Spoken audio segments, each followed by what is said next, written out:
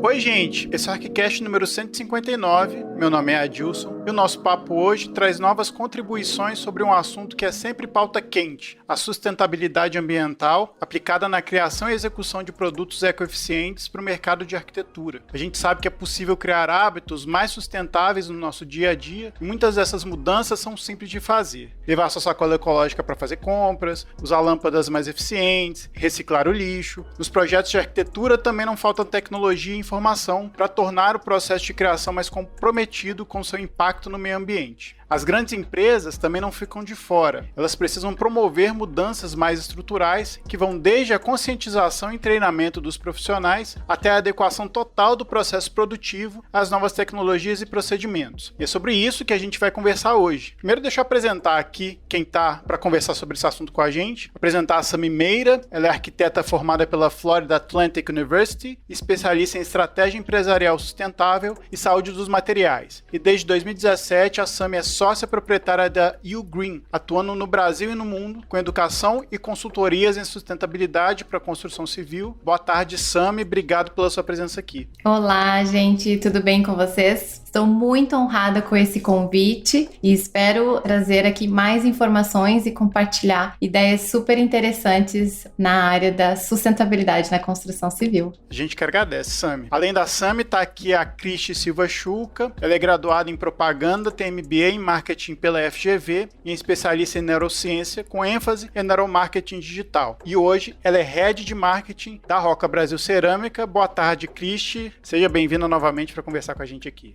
Boa tarde, obrigada pelo papo novamente, é sempre um prazer estar com vocês aqui. Para conversar com as duas, estou aqui com a Lili. Lili, boa tarde. Oi, Adilson, Rafa, prazer, Sami, bem-vinda de volta, Cristi, vamos que vamos, esse papo é sempre atual e um universo de informação, né? Cada dia é uma novidade e a gente tem que estar sempre atento. Vamos que vamos, tô doida para ouvir. Tá aqui também o Rafa. E aí, Rafa, boa tarde. Boa tarde, obrigado, Cristi, novamente pela presença, e Sami aqui para trazer novas informações pra gente, pra nossa audiência, de um tema super importante, super relevante. Obrigado pela presença. E esse episódio é oferecido pela nossa parceira Roca Cerâmica. E agora a gente vai para os e-mails, comentários e outras cositas más.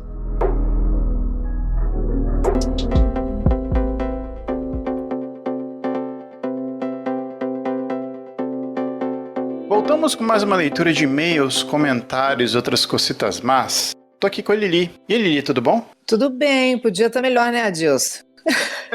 Podia. O nosso sábado não foi o melhor sábado dos últimos tempos, não, mas fazer o quê? Futebol é uma arte, a gente tem que saber viver, né? Bola pra frente. Exatamente. Os entendidos entenderam essa frase, eu detesto essa frase, mas às vezes ela resume bem, né?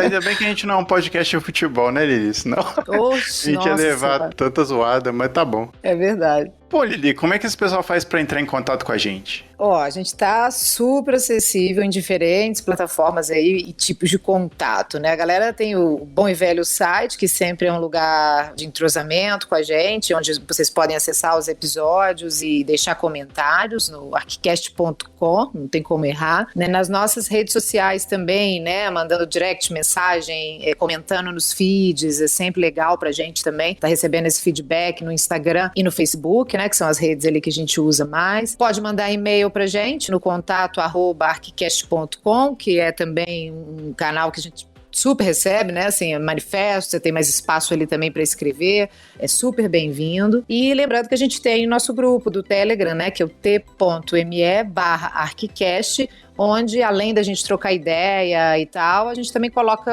alguns conteúdos mais exclusivos e de informações que a gente está vivendo mesmo no nosso dia a dia, que a gente quer compartilhar ali de uma forma mais automática, né? Então tem uma dinâmica diferente das redes, por exemplo. E também é um canal de contato. E além disso, vocês podem falar com a gente, ouvir a gente, na verdade, nas principais plataformas de áudio, como Spotify, Deezer, iTunes, entre outras, além do nosso site. Exatamente, Lili. Bom, se você não quiser ouvir os comentários da semana, é só pular para 7 minutos e 40 segundos. Bom, Lili, chegou um e-mail pra gente, né? Chegou do Daniel Mittman. Ele fala o seguinte: olá, tudo bem com vocês? Espero que sim. Escrevo pois gostaria de dar uma sugestão de tema para um ArchiCast futuro: os rios urbanos e suas potenciais redescobertas. Não sei se vocês conhecem um projeto da Metrópole Fluvial, capitaneado pelo professor da FAUSP, Alexandre Derijaikov. Projeto que, penso eu, precisamos debater mais, principalmente para, a partir dele, podermos pensar os rios e em nossas outras cidades. Recentemente me deparei com esse trabalho, segue link, com uma interessante proposta de reabertura dos rios de Curitiba. É uma reportagem no ArchiDaily falando justamente que os arquitetos estão propondo a reabertura dos rios canalizados lá em Curitiba. E, bom, Lili, quer comentar alguma coisa?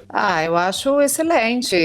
Água, né, de uma forma geral, águas urbanas, e aí envolve diretamente os nossos rios e a forma como a gente lida com eles, é um assunto fundamental e o qual a gente culturalmente sempre tratou de uma maneira muito secundária, né? Hoje em dia, assim, é muito mais nítido, né, assim, as consequências de uma excessiva canalização, impermeabilização do solo, e a questão também do rio como lugar de afetividade, né, um lugar de qualidade paisagística, né, que a gente acabou aproveitando muito pouco na nossa história urbana, que quando, né, das suas infraestruturas focou em outras questões, priorizou outras questões, os rios foram quase um problema a ser controlado, né? Eu acho que é um excelente assunto, tem um monte de gente que lida com isso. Eu não conheço exatamente o projeto do professor da FAO, mas eu adorei a sugestão, Daniel, e quem sabe, né, o Alexandre não pode ser um convidado, vamos estudar um pouquinho mais, mas sem dúvida nenhuma é um assunto da hora. Isso, também acho. Inclusive o Paulo Mendes da Rocha, a gente estava discutindo aqui, quando a gente falou sobre ele, né? É verdade. Levantou algumas questões que ele próprio levantou a respeito de São Paulo, né? Para aproveitar os rios como também um sistema de transporte. Sistema de transporte, lugares de lazer, assim, né? Uhum. E um sistema ecológico natural de drenagem, né? Que a gente também, hoje, da forma como foi feito, né? Muito... a canalização não necessariamente ela resolve, né? Assim, e ela também diminui esse potencial paisagístico de aproveitamento do rio como equipamento urbano, né? Eu adorei. Vou pôr na pauta, chamar as pessoas certas aí e falar sobre isso. Ótima sugestão. Daniel, obrigado pelo seu e-mail e tá anotado aqui a sugestão e é ótimo, a gente adora receber sugestão e adora receber e-mail de vocês também. Muito obrigado. Bom, Lili, vamos deixar o pessoal então ouvir o episódio de hoje? Vamos sim, tá bacana. De sustentabilidade, né? A gente falando de uma visão um pouco diferente do processo, né? Focado nas empresas e nas pessoas, né? Sobre o conceito mais amplo de ecoeficiência na arquitetura. Super bacana. Vale a pena, escutem aí. Esperamos que vocês gostem. Isso aí. Então a gente deixa vocês com o episódio de hoje e a gente volta na semana que vem com mais episódio pra vocês. Bom cast!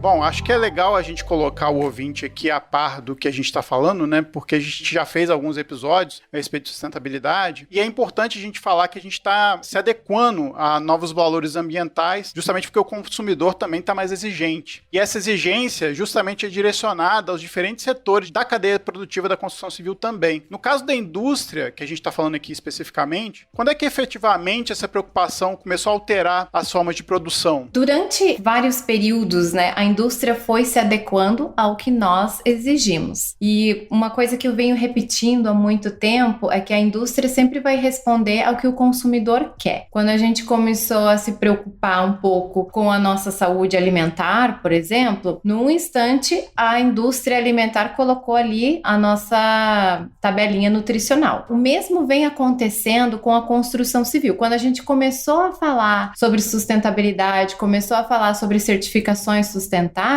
isso foi um momento muito importante dentro da indústria da construção civil, porque eles passaram a ser cobrados uma certa documentação, uma certa exigência, parâmetros mínimos que essas certificações trouxeram. Então, lá no começo, se adequar a uma certificação LEED, por exemplo, que é uma certificação internacional americana, regendo aí edificações sustentáveis. Então, essa certificação foi uma das que popularizou muito, foi um marco muito importante dentro da indústria. Muitas pessoas na indústria começaram a se adequar nesse sentido. Eu vou muito de encontro ao que a Sami comentou, trazendo isso um pouquinho para comportamento. As novas gerações hoje, elas têm muito mais acesso. A partir do momento que elas têm acesso, elas têm diversas fontes de acesso para entender como é feito, proveniência, emissão de carbono, que ela tem acesso a várias notícias do âmbito ambiental, político, econômico, como que isso tudo se interrelaciona. As indústrias, elas tiveram também que olhar para a sustentabilidade de uma forma mais ampla. Por quê? Porque o consumidor, ele aumentou o seu senso crítico. O comportamento de 20, 30 anos atrás mudou. E a gente vê que esses ciclos de mudança, que eram de 10 em 10 anos, a gente vê a aceleração disso. Então, as indústrias, elas percebem que sustentabilidade hoje é estratégia essencial, não é de agora, né? A gente já percebe essa mudança de comportamento do consumidor de alguns anos para cá. Então, quem ainda estava achando que sustentabilidade era algo superficial ou podia adotar isso somente em alguns momentos ou dar algumas respostas pontuais em sua linha, né, de produção ou em toda a sua jornada, não, ela percebe que ela precisa cuidar de todos os pontos. Porque isso está sendo olhado, porque isso é estratégico, isso é sobrevivência. Tanto é que eu brinco, né, que 21 foi o ano da sigla ESG, né, que todo mundo descobriu que sustentabilidade vai muito mais além do que somente o verde. As empresas e as indústrias têm que correr, essa é a minha sensação. Pegando um pouquinho disso que a Cristi disse, né, sobre uma questão geracional, isso, né, tá impactado nos consumidores, né, de quem percebe o meio ambiente de uma forma diferente, mas isso volta, né, para a profissão. Aí eu queria saber da Sami, você como consultora, você também teve que buscar todo um novo repertório, um novo vocabulário, né, e aí a reboque dessa mudança vem uma série de parâmetros novos, né, de selos, gestão, metodologias, né. Se você pudesse falar para nossa audiência aqui, quais conceitos, algumas siglas que nós arquitetos não podemos mais deixar de conhecer, não dá mais para passar em branco, né? Realmente, como você comentou, quando você passa a olhar a arquitetura e a sustentabilidade, não consegue mais desver. Então, existe todo um mundo paralelo no qual você entra e você começa a ter um pouco mais de informação e outros critérios que você traz para o seu projeto, coisas que talvez não estejam no dia a dia de uma arquitetura convencional, mas a arquitetura sustentável, ela vai ser a arquitetura convencional do nosso presente e do nosso futuro. A gente não tem mais tempo para não pensar nisso, né? Algumas das siglas que eu tenho aqui que me vêm à mente rapidamente, primeiro é o BIM, se fala muito, né, já dentro da arquitetura, o Building Model Information, que é uma forma de você projetar com todos os complementares e tendo todas as informações desse edifício dentro do modelo, onde você vai tirar custo, você vai tirar impacto ambiental, você vai tirar a eficiência energética, e quando você tem tudo isso reunido, você toma decisões muito mais importantes. Então essa é uma das primeiras ferramentas que já estavam bem populares internacionalmente há uns 5, 10 anos atrás, mas hoje ela está sendo muito mais utilizada aqui no Brasil também. O Brasil demorou um pouquinho para captar essa parte do BIM. Quando se fala em materiais, né, a gente está falando aqui sobre a indústria, o que a indústria pode nos fornecer em termos de materiais. Então eu tenho aqui algumas siglas que eu estou sempre preocupada quando eu estou buscando materiais sustentáveis, que é a ACV, que é essa análise de ciclo de vida, que é a EPD ou DAP, no caso em português, né, que é a Declaração Ambiental de Produto. Eu também estou muito preocupada com a toxicidade dos produtos que eu consumo e que eu coloco dentro do ambiente construído. Então, com isso, eu tenho o COV, que é os compostos orgânicos voláteis. São essas... Sabe esse cheirinho de carro novo? Isso são... faz bem pro ego, mas não faz bem pra saúde, gente. Ah, que bom, porque eu já não me lembro mais. Eu lembro... O cheirinho que eu lembro era cheiro de Atari, quando a gente jogava muito, sabe? Cheirinho de plástico queimado. Entregando a idade aqui. Lembro bem também. Mas então, esses compostos orgânicos voláteis, eles são esse cheiro, né, que vem, mas que na verdade ele é tóxico, são emissões que vêm de cola ou de produtos que repelem a água, né? Então esses produtos, eles às vezes possuem químicos e que esses químicos, eles são liberados no ar numa temperatura ambiente e eles provocam muitas irritações, principalmente em pessoas que já têm um problema respiratório. Então isso é uma preocupação grande também. Vamos pensar agora nos engenheiros aqui, que é o coeficiente de performance, de como é que os sistemas estão performando dentro do edifício, né? Isso também é muito importante. E o que vem sendo falado bastante, que a Cristi acabou de mencionar, é o ESG, que é essa sigla, que significa Environmental, Social and Governance. As pessoas começaram a falar porque isso passou a ser uma preocupação do dinheiro, né? Quando a Bolsa se interessou por empresas que têm essa transparência e que fazem esse relatório ESG, que é demonstrando suas práticas ambientais, sociais e de governança, isso passou a ser cobrado muito mais, com mais efetividade. E isso, na verdade, é um investimento, mas um momento em que a indústria se movimenta muito mais rápido em direção à sustentabilidade, para promover essa transparência que é cobrada pelos grandes investidores, né? E isso provoca um bururu ali, né, no meio comercial. A Cris estava falando, é verdade, assim, né? Essa geração que vem aí e tal, que já está aí, né, no mercado, que vai especificar e que vai consumir, né, e que vai criar, né? E elas têm acesso, de fato, a tecnologias e a muita informação. É diferente, né, das gerações anteriores, que esse acesso era mais limitado mesmo, né? Porém, a gente tem, de fato, muita informação. Essa pergunta das siglas tem um pouco a ver com isso, né? Porque há um excesso, às vezes, até de informação, mas não necessariamente isso se traduz em entendimento, né? E tanto por parte assim, do consumidor ou do arquiteto na hora que ele vai especificar e procurar parceiros, e por parte da empresa também, né? Às vezes isso não significa processos mais transparentes ou amplamente comprometidos, né? Há um excesso de informação, não necessariamente isso se traduz de fato numa mudança de cultura e de postura com relação ao pensamento sustentável, né? Como é que a gente pode saber se uma empresa é comprometida com seus processos? Onde que a gente procura essas informações, além das siglas, né? Essa questão do Environmental Social Governance, por exemplo, né? Pelo que eu entendi, é um relatório da empresa. Não sei se é isso, vou abrir para vocês falarem, tanto Cris quanto Sam. Mas onde que a gente acha informação de confiança, né? Aonde a gente procura? A gente sabe as siglas agora, né? Agora, onde está essa informação? Tanto para o arquiteto quanto para o consumidor final. Isso que você falou, Lili, é muito interessante porque a gente vive essa infoxicação. Se você não aprofunda, você fica só no raso, que é uma preocupação minha como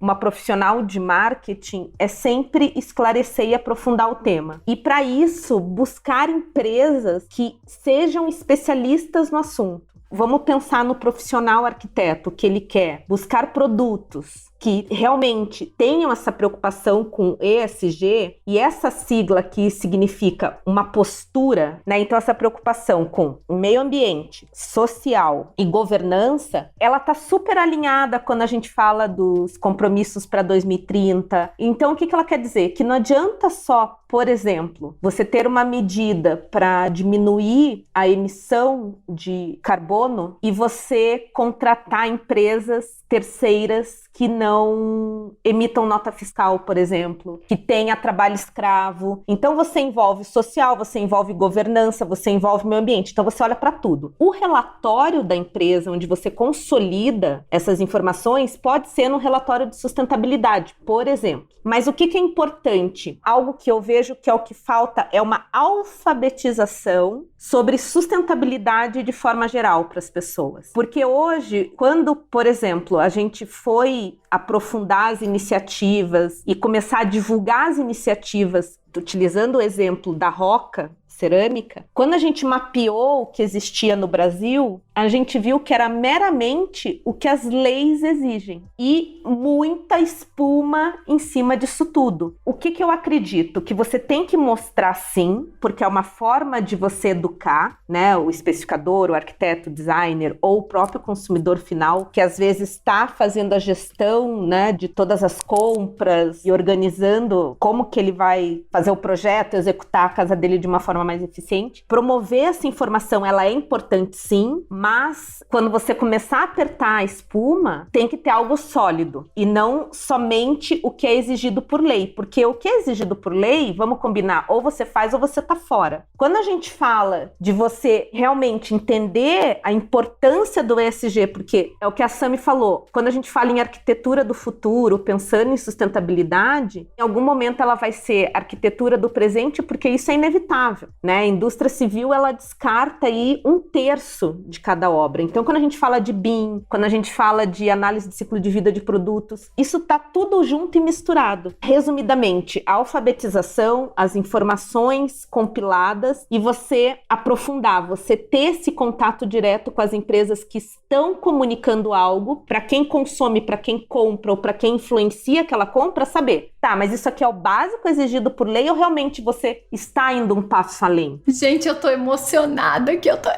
emocionada com esse discurso.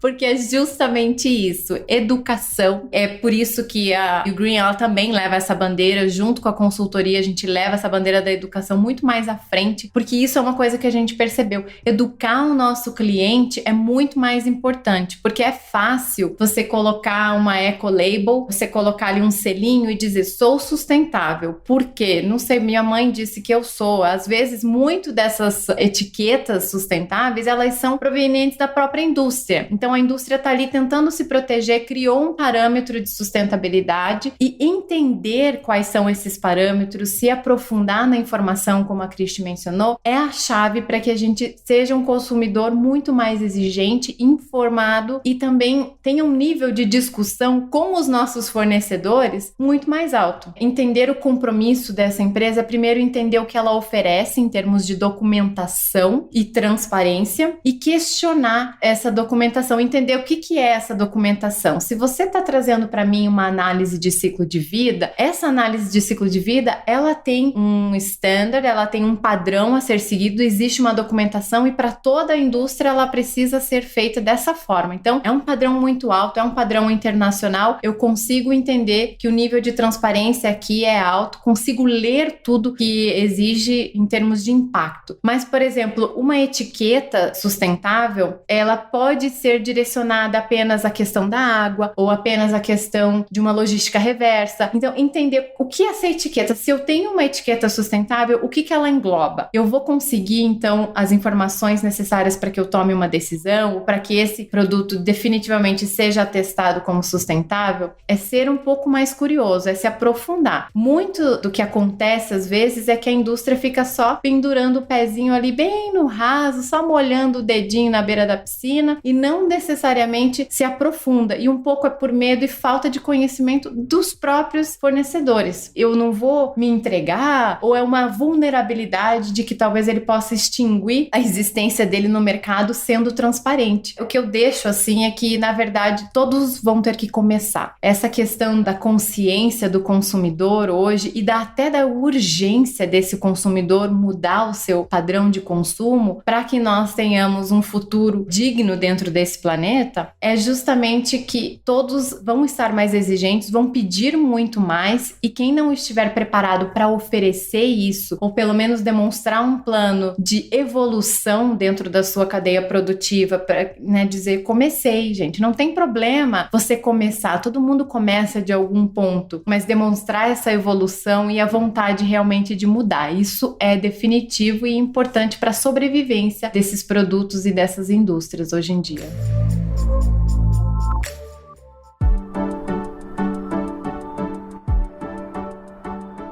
Engraçado, a gente está falando aqui sempre de mudança, né, de como é que isso é entendido, né, pelos consumidores e pela indústria. Agora, por parte da indústria, a gente imagina que esse processo não é um processo muito simples de fazer, porque uma mudança cultural não envolve somente o discurso, mas envolve também o processo de produção e toda essa cadeia produtiva. Eu imagino, né, tanto de você coletar matéria-prima, quanto também de você descartar conscientemente esses produtos. Como é que se implementa essa nova cultura, como a gente falou aqui, na produção dos materiais, quanto no convencimento das pessoas, cursos, consultoria, enfim? Eu vou falar de Roca, mas eu vou voltar um pouquinho no tempo para falar o seguinte. Eu vejo a área de marketing hoje como uma das porta-vozes e alguém que deve ter essa iniciativa dentro das companhias. Então, em 2007, por exemplo, eu estava numa outra indústria e fui atrás dos selos FSC que ainda eram embrionários no Brasil, porque a gente acaba sempre consumindo ou indo atrás dessas certificações, né? Que hoje o FSC está em todas as caixinhas, em todos os os papéis, era algo que as pessoas nem entendiam. Como assim você monitora a cadeia de florestas manejadas com responsabilidade? Então, assim, o caminho é longo, passa por tudo isso que você falou. Então, assim, o processo é lento, porque você envolve indústria. Por exemplo, na Roca, se eu não me engano, eu comecei a falar com a Ugreen em 2017. Uma das premissas era, como vocês já me conhecem aqui na ArchiCast, como eu estudo muito comportamento e futuros possíveis, eu falei, isso vai estourar. Uma das perguntas, né, quando a gente fala muito em inovação, e nesse caso, né, a gente está quase em 22, há 5 anos atrás, era um pouco assim, mas por que a gente vai fazer isso? Né? Que mercado que existe para isso?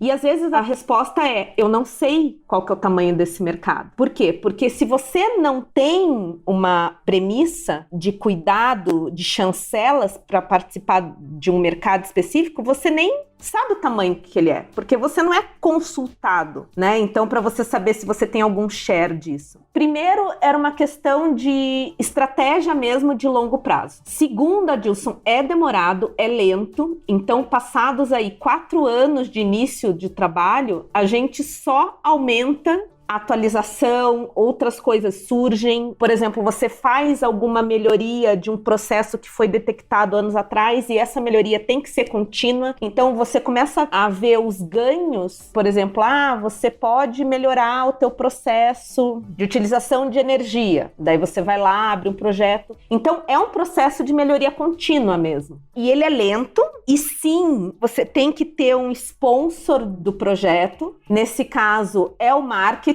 e comunicação corporativa, que fica lá, vamos lá, né? Vamos fazer. Por quê? Porque é trabalhoso, é minucioso, é específico. Então, pense, né? Numa rotina de indústria, é muito fácil você focar na rotina e nos teus KPIs de entrega e você fala assim, meu Deus, mas para que tanto detalhe, né? Porque são dados e mais dados para você saber onde você tá e poder traçar um caminho para onde você quer chegar. Então eu diria que é quase um trabalho infinito e contínuo e árduo, mas que é importante e que, além da importância por conta do planeta e por conta de tudo que a gente vê no âmbito político, né, e econômico e social, a gente mudando, né, essa forma de fazer negócio olhando para o planeta, é uma mudança de mindset, né, Adilson? Então, por exemplo, assim, você faz a consultoria para melhorar o processo, mas hoje, por exemplo, a empresa que a Sami é sócia, ela não faz só isso. Periodicamente a gente fala, Sami, venha falar com as pessoas, venha dar treinamento. De volta, a gente volta nessa questão da educação, né? Dessa alfabetização sobre o que é feito. Não adianta eu ter uma Ferrari dentro de casa se ninguém sabe explicar que eu tenho uma Ferrari dentro de casa. Usando, assim, uma analogia, a pessoa pode falar assim, não, eu tenho um carro. Não, cara, você não tem um carro. Você não tá entendendo. Você tem uma Ferrari para vender. Toda equipe interna, ela também tem que saber vender tudo isso. E aí não é ouvindo uma vez. Até você assimilar, vamos pegar um exemplo bem básico, assim, é que nem tabuada. Tem que olhar para aquilo N vezes até você saber daquilo de imediato, assim, de cor e salteado. Então, eu vejo que é muito isso, né? Porque quando a gente ouve essas siglas, de uma primeira vez você fala, meu, deu PT, não entendi nada, né? Tela azul. Receta, porque é muito complexo. Então, assim, a repetição, ela faz parte, né? E tudo anda junto, né? Você vai detalhando, a Sami vai detalhando, dela fala, ó, tem que melhorar isso aqui. Você fala, mas não acabou? Não, vai começar de novo. E aí vai. É quase um contrato vitalício, mas vale a pena.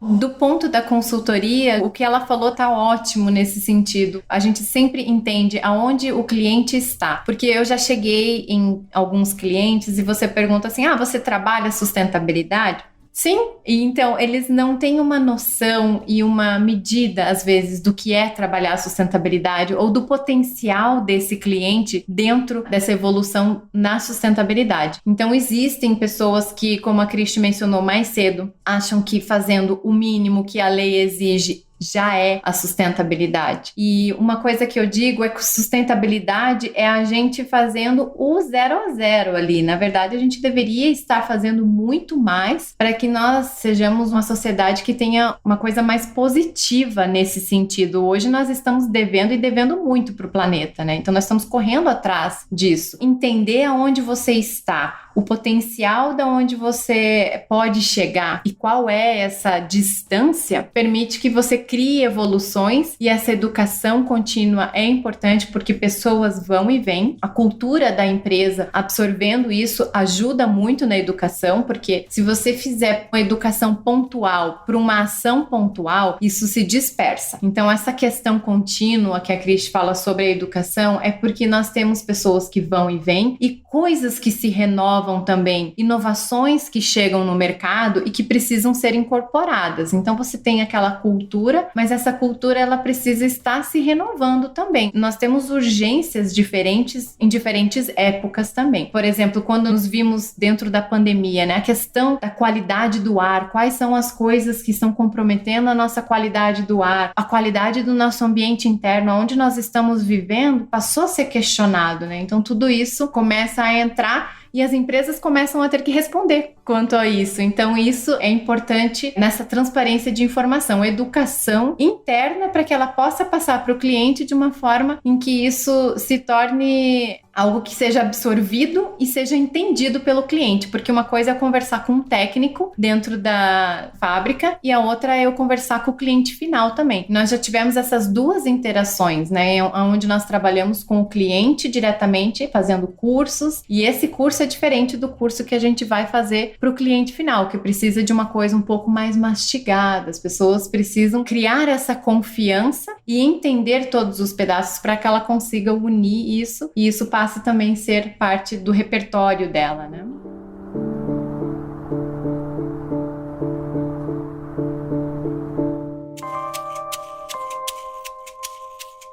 Sami e Cristi, vocês deram um panorama super interessante dessa questão da cultura, né, que ela vem, né, de certa forma da sociedade e vai entrando nas empresas, e um bom departamento de marketing faz justamente esse trabalho, quase que um endomarketing, né, de fazer com que as pessoas que trabalham naquela empresa, afinal de contas a empresa é feita de pessoas, né, para que elas possam compreender esses processos, comunicar bem entre elas, com o público, mas chega um momento que isso precisa se transformar em ações práticas, efetivas mesmo, né? Cristi, quais ações a Roca Cerâmica já está promovendo mesmo em processo? Eu sei que vocês trabalham com a questão da análise do ciclo de vida, né, do Pacto Global. Se você quiser explicar uma delas pra gente, seria interessante pra gente ver essa transposição da cultura para ação efetiva. A gente tem exatamente análise de ciclo de vida. Acontece o mapeamento desde a extração da matéria-prima até o portão, então passa por toda a parte logística, emissões, todo o processo produtivo, é analisada a energia, que energia que você consome, como que você faz esse transporte, de onde vem a matéria-prima, como que ela é composta. Então, são as informações nutricionais que estão nos pacotinhos do supermercado. Você compra um produto, né, ou como especificador, você especifica um produto que tem análise de ciclo de vida, você tem todo o detalhe sobre a proveniência daquele material. Quando a gente decidiu investir em análise de ciclo de vida, porque é algo ainda no setor super embrionário, então a Roca Cerâmica foi a terceira empresa no mundo, né, de segmento de revestimentos cerâmicos a investir nisso, e é a primeira na América Latina. Então, é algo que a gente já está ampliando, né? Então, a gente fez em uma das fábricas, a gente tem 3 fábricas, a gente já está em processo na segunda fábrica. Então, é uma questão de transparência, de dar acesso à informação. Outra coisa que, pelo investimento em tecnologia, a gente também traduz, por exemplo, os nossos super formatos, né? Que são as peças maiores em 1,20 por 1,20, 1 por 2 e 1,20 por 2,50, elas já são em lâminas. Então, são materiais mais finos, com espessura mais fina do que o padrão de mercado. Então, são lâminas de revestimentos de 7 milímetros contra 12 milímetros, 14 milímetros do que a gente tem nos concorrentes. Então, isso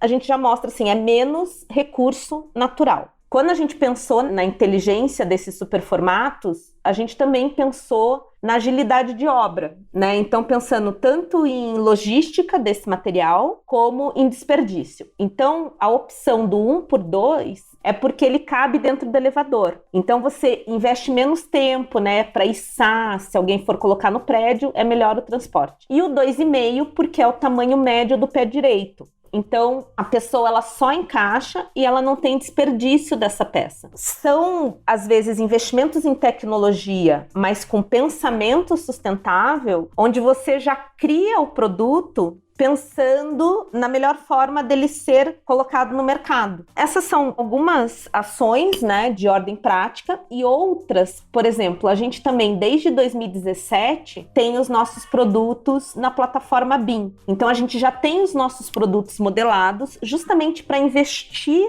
na tecnologia BIM. Por quê? Porque quando você projeta em BIM ou você faz o Building Twins, você tem uma construção mais inteligente. Então você melhora a eficiência, você diminui o desperdício. É outra ferramenta que a gente tem, sempre atualiza o nosso portfólio para que a arquitetura que já trabalha com esse tipo de projeto, ela possa ter acesso a isso. Então, tem outras iniciativas, mas eu acho que essa é uma de cada segmento, para a gente falar um pouquinho de serviços, né, tecnologia e sustentabilidade em si. A gente chegou a comentar, né, que a Roca também abraçou a ideia do Pacto Global, né, que foi uma iniciativa, né, da ONU, né, lançada em 2000, que chama as empresas para se alinharem a estratégias, né, e aos 10 princípios universais nas áreas de direitos humanos, trabalho, meio ambiente e anticorrupção, né? São ações que contribuem para o enfrentamento desses desafios aí junto à sociedade, né? E as certificações também, né? Assim, a gente está citando aqui algumas ações específicas, alguns parâmetros de qualidade, informações que dão para a gente parâmetros comparativos mesmo, né? Para você verificar a transparência da empresa, como é que ela está trabalhando seus processos. E as certificações são uma delas, uma alternativa, né? Ela não só qualifica a empresa, mas é também um parâmetro de referência para quem está escolhendo com quem trabalhar e seus parceiros. E aí, Sami, eu queria perguntar para você, assim, qual é o papel das certificações, né, na busca por essas metas sustentáveis, assim, se elas são eficientes ou não, e quais são aquelas certificações que para nós, arquitetos, especificando ou consumindo, são as mais interessantes, as que nos influenciam mais diretamente? Elas são muito importantes. Eu vejo as certificações como um facilitador. Deixam a coisa um pouco mais fácil de se olhar, porque quando você está olhando para a sustentabilidade de um produto, como a gente vem discutindo aqui, né? Olhando holisticamente, são vários itens que nós temos que analisar. E se o arquiteto tiver que questionar cada indústria com relação às práticas em energia, água, emissões, tudo, fica complexo. Então, quando você tem uma certificação, quando você tem um padrão a ser seguido, fica muito mais fácil você entender esse padrão e criar essa confiança, né? Que a gente busca e que essa seja a ponte para que a gente possa chegar nos diferentes produtos e criar esse laço de confiança nessa indústria. Então, as certificações, nós temos aí o FSC, que é Forest Stewardship Council, que ele vai estar certificando todos os produtos de origem florestal. Nós temos também o Cradle to Cradle, que é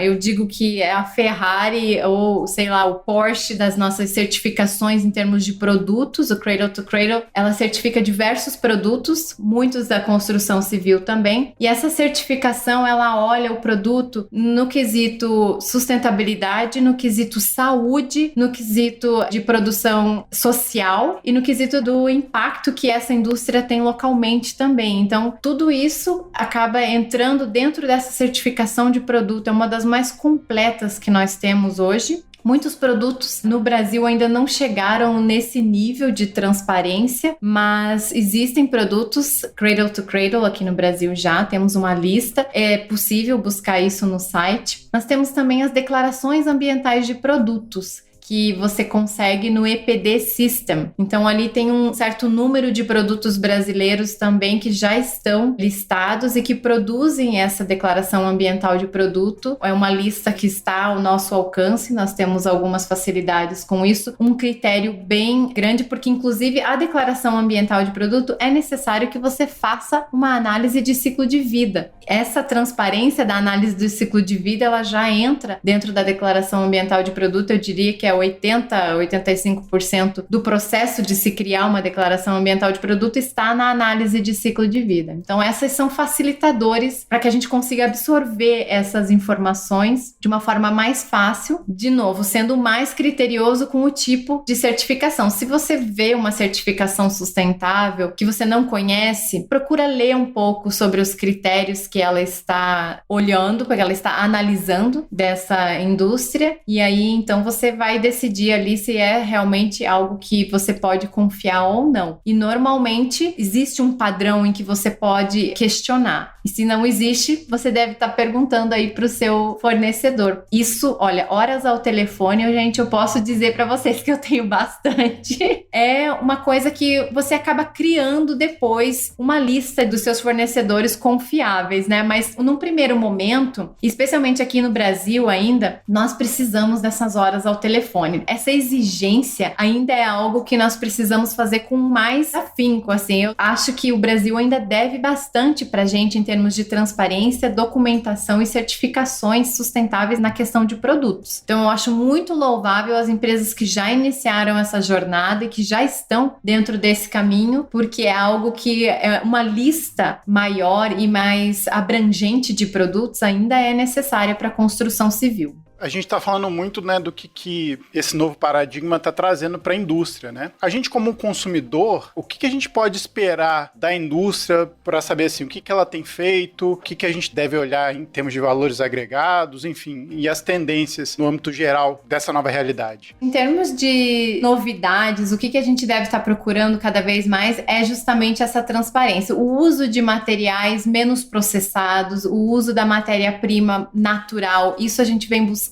e vem sendo falado muito dentro da arquitetura, é esse retorno da natureza para o nosso ambiente construído. Porque num momento nós nos distanciamos desse local e a gente entendeu que esses locais eles nos deixam doentes. Esses locais mais estéreis, esses locais onde a natureza falta, essa conexão com a natureza. Eu acho que vocês também já ouviram falar muito sobre biofilia, sobre a questão das cores, essa reconexão com a natureza, em termos de essências, em termos de cores, em termos de até padrões apenas ilustrativos, né, dentro dos produtos que nós utilizamos nesse ambiente construído. Então, essa reconexão com a natureza é algo que veio forte e veio com uma necessidade que às vezes muitas pessoas nem sabiam o quanto elas sentiam falta. Eu tive a oportunidade de conversar com alguns dos nossos alunos durante esse momento de pandemia e essa reconexão com a natureza, às vezes as pessoas estavam num ambiente que elas estavam trabalhando, foram para casa trabalhar e aquele ambiente onde ela estava trabalhando em casa tinha uma vista muito melhor do verde, tinha uma qualidade de ar muito melhor ali, uma qualidade de ar natural, e isso acabou trazendo para aquele ambiente uma qualidade maior de produção. Muitas pessoas passaram a produzir muito melhor, mas simplesmente não é porque elas estavam produzindo em casa, mas porque elas estavam num ambiente com maior qualidade. Ao contrário, também aconteceu. Algumas empresas tinham um ambiente muito interessante nesse sentido, a pessoa foi para casa e descobriu que ela estava morando num lugar horrível e que ela preferia muito voltar de novo para o escritório, porque lá ela tinha uma qualidade de vida muito melhor pelo ambiente construído. Então, essa preocupação do consumidor de estar melhor e do que traz essa melhoria de saúde, de estado mental, é o que as indústrias estão precisando trazer hoje e elas estão tentando criar essa conexão. E essa conexão com a questão social também, do que os produtos representam. As pessoas hoje internalizaram que essa responsabilidade também é delas. Essa cultura, né, do cancelamento de pessoas que estão trabalhando de forma errada ou que utilizam processos que são muito danosos para o meio ambiente, quando ela é exposta por conta desse alcance que a internet tem, ela traz isso de uma forma muito mais forte. Hoje é questão de vida ou morte, né, para uma marca ter esse cuidado. A tendência hoje é educar com responsabilidade e trazer essa transparência e reconexão com a natureza. Isso eu diria que é uma tendência e que deve ficar por muito tempo ainda, né? A gente está vendo aí a COP26, acabou de terminar, e uma das notícias que eu li e que eu achei muito, muito interessante, que estava no The Guardian, essa notícia, e eles falavam justamente sobre agora para sustentabilidade vai ou racha, mais ou menos nesse sentido. Tudo que o consumidor ditar, a indústria vai ter que correr atrás, porque nós não temos mais esse luxo de forçar algumas coisas, né? E o greenwash também está sobre um aspecto muito forte aqui. A gente sabe que muitas indústrias precisam sobreviver e elas vão tentar trazer essas informações de forma quebrada, uma frase que você pode interpretar dualmente ali para que ela consiga justificar sua existência. Mas quanto mais a gente educar, mais a gente vai combater esse greenwashing. Então, a educação também é algo que deve ser um foco junto com essas tendências estéticas e de comportamento.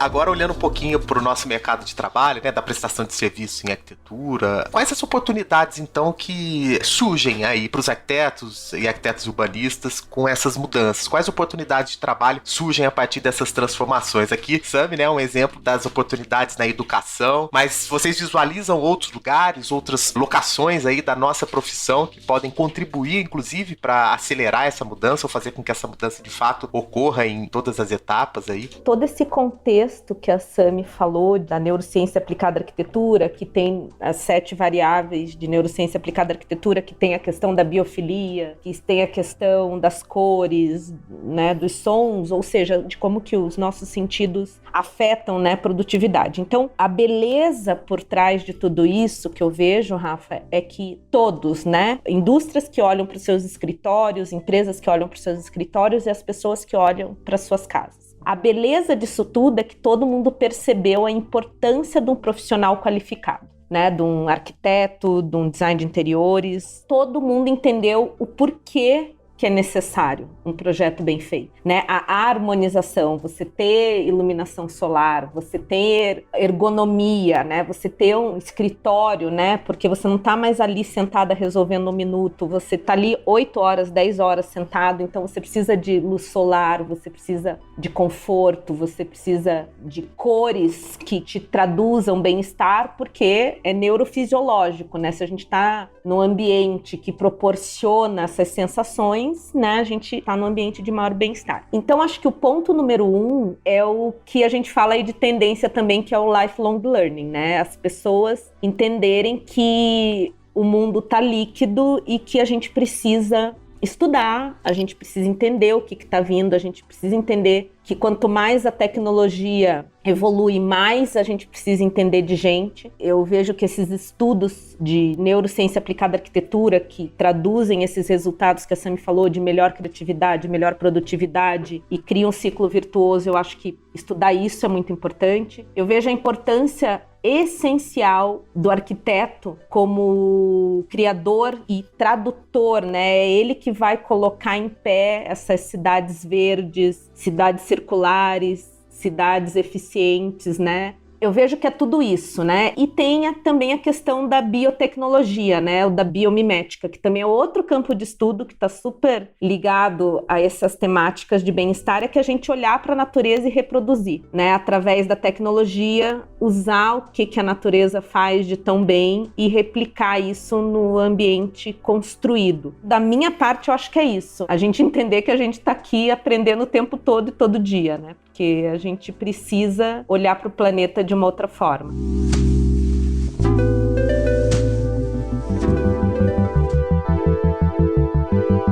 Depois dessas várias dicas aqui, tendências que a gente viu, a gente agora faz a rodada da tradicional dica aqui do episódio. Bom, então, chamando aqui para nossa rodada de dica, Sami, tá com a sua dica aí? Gente, eu tenho 2 dicas. Eu tenho uma dica para os profissionais, que eles comecem a olhar os nichos que o trabalho com a sustentabilidade pode oferecer. Então, você pode se tornar aí um especialista em sustentabilidade, em estratégias, em que você vai ser essa pessoa, esse norte para uma firma de arquitetura, um grupo de arquitetos, que você possa trabalhar com eles sendo esse especialista. A pessoa focada em design de interiores também ter essa consciência. Então, prestar atenção nos nichos que a sustentabilidade pode oferecer para a sua profissão e se especializar nisso. O olhar é holístico, mas você pode aproveitar muito esses nichos. E hoje, profissionais que estão se aprofundando dentro da sustentabilidade, ainda existe muito espaço para isso. Então, ocupem esse espaço com um trabalho de fato profundo e baseado em informação, nas ferramentas que nós temos hoje ao nosso favor. Nós temos muitas ferramentas para trabalhar. Então, vamos colocar isso em prática, porque o mercado precisa. Eu tenho muitos clientes procurando procurando, às vezes até com dificuldade de montar um grupo aí de trabalho que esteja focado em sustentabilidade. Então, existe um grupo de consumidores preparados esperando por vocês. Então, essa é a minha primeira dica. E a segunda é uma dica para você assistir. No Netflix existe uma série ali que se chama Minimalista. E eu gosto muito dessa série porque ela quebra um paradigma. As pessoas acham que minimalista é você se livrar de tudo, você ser aquela pessoa que tem, né, uma camiseta, um negocinho assim e que você vai viver naquela coisa, uma mochilinha. E não é bem assim. Você ser minimalista é você ter o essencial. Você ter algo bom, durável, que vai ter um ciclo de vida longo ou que ele possa ser estendido e que você possa potencializar esse produto dentro da sua vida. Então é não acumular, é não ter coisas que têm uma rotatividade grande na sua vida, é ter coisas que de fato você usa bem, que tem uma duração, e entender essa diferença do que é o minimalismo é essencial, porque às vezes as pessoas têm uma certa restrição quando você começa a falar, vamos pensar nisso de uma forma mais minimalista, ela já acha que é muito simplista, ou que até falte um certo conforto para ser minimalista, e não é bem assim. E essa série, ela ajuda você a exatamente compreender o que é essencial e o que é realmente importante para que você se torne essa pessoa que não seja um consumista exagerado. Muito bom. Cristi, sua dica? Então vamos lá, hoje eu vou de série do Netflix também. A minha dica vai ser a série Abstract, particularmente um episódio que fala de bioarquitetura, que é da Neri Oxman, uma professora do MIT. É super bacana, ela fala sobre biomimética e como que ela se inspira na natureza aí para arquitetar. Muito bom. Lili, tá com a sua dica? Também vou na pegada ambiental aqui, mas agora falando para um público diferente, para crianças. Meus filhos ganharam recentemente de aniversário esse livro, eu achei fantástico. Apesar de ser pensado para criança, todo adulto também deveria ler. Ninguém é pequeno demais para fazer a diferença, da Janet Winter, que é uma artista americana já premiada. Ela ilustrou e escreveu esse livro que conta um pouco da vida da Greta Thunberg e a diferença que ela fez, né, já desde pequena, né, aos 15 anos, quando ela conseguiu juntar crianças e chamar a atenção do mundo para a urgência das questões ambientais, né, e de uma maneira muito simples, numa comunicação direta, com protestos, né, assim, com cartazes e com muita vontade de promover mudança. E o livro é super interessante, além de ser lindo, eu acho que comunica muito bem para as crianças, e a gente está falando aqui sobre educação e a importância de aprender um vocabulário, eu acho que seria um excelente início. É isso aí, fica a minha dica, o livro Ninguém é Pequeno Demais para Fazer a Diferença, o chamado de Greta Thunberg para salvar o planeta. Muito bom. Rafa, sua dica tá aí? Bem, a minha dica vai ser uma dica bem aqui da nossa discussão. É mais para nossa audiência entender que esse é o terceiro episódio que a gente está fazendo em parceria com a Roca, né? E que a gente está nesse episódio meio que vindo numa trajetória de falar um pouquinho das manifestações dessa preocupação dessas mudanças, né? Tanto na indústria quanto para quem projeta. Então, a minha dica é, quem ainda não escutou, escutar o Eccast 154, que a gente fala da jornada de projetos de interiores. Depois escutar o Eccast 150, que a gente fala de tendências, as feiras de design. E para que vocês fiquem atentos, que aí em breve a gente também vai coletar de vocês aí algumas sugestões para que a gente possa fazer outros episódios aí nessa pegada. A minha dica é uma dica aqui da nossa parceria. Muito bom. Bom, minha dica vai ser de entretenimento, que tem um pouco a ver com o papo que a gente está levando, né, de falar de sustentabilidade. É o entretenimento, mas falando um pouco na contramão disso tudo. É o filme mais recente do Tom Hanks, que chama Finch. Finch, que é o Tom Hanks, que faz esse cara que está no mundo pós-apocalíptico, onde a gente acabou com a nossa atmosfera, e aí conta a história desse cara que tem um cachorro e cria um robô com inteligência artificial, e eu não posso mais contar muita coisa, que senão vai dar spoiler, mas está disponível na Apple TV Plus. Aí, se vocês quiserem ver, o filme é bem bonito, assim, é bem legal. Fica a dica aí minha para um filme de entretenimento, para saber para onde é que a gente vai se a gente continuar nessa toada ruim aí de não preservar o planeta. Queria agradecer a todo mundo que participou. Deixa eu primeiro agradecer a Sami. Sami, muito obrigado. E me fala onde a gente pode achar vocês na internet, enfim. Gente, a gente tá tentando ocupar quase todas as mídias sociais. Então, nós temos os nossos canais aqui no Brasil e internacional no YouTube. Você pode procurar por YouGreen. Existem também os cabos YouGreen, né? Eles odeiam a gente, porque a gente começou a trazer um número de pessoas questionando,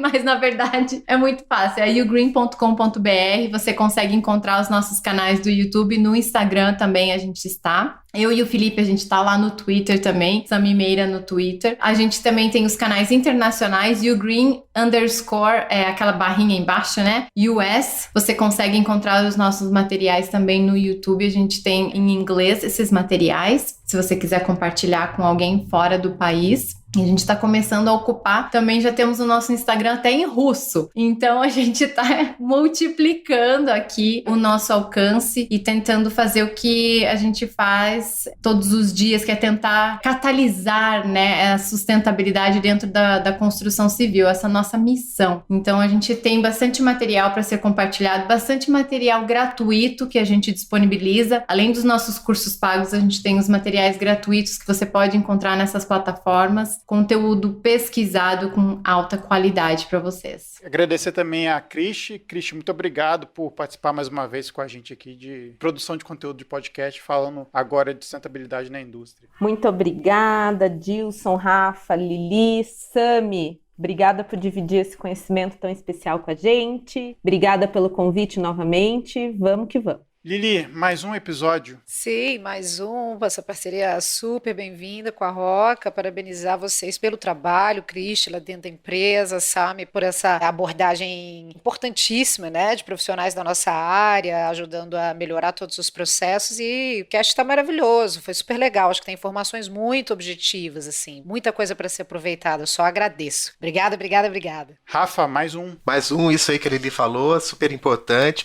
dicas super valiosas aqui para nossa audiência. E obrigado, Sami e Cristi, mais uma vez pela presença e pela confiança na parceria aqui com o nosso programa. Isso aí. A gente então fica por aqui. A gente volta na semana que vem com mais episódios para vocês e até mais.